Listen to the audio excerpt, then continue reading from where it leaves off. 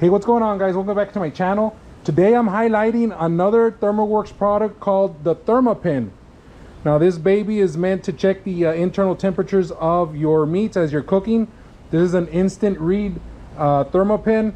As you see right now, it's off. You open it up, turns right back on.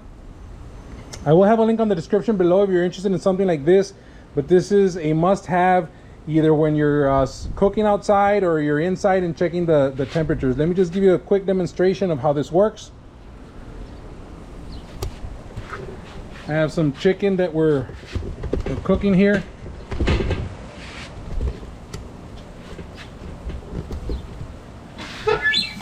Open this up. Let's say, I mean, you can tell these things are not ready, but I just want to show you how this works. Right now it's already registering 117 because the heat is coming off, but you just go ahead and insert. Tells you 115. Insert right here. 101. 136. Oh, that's hot.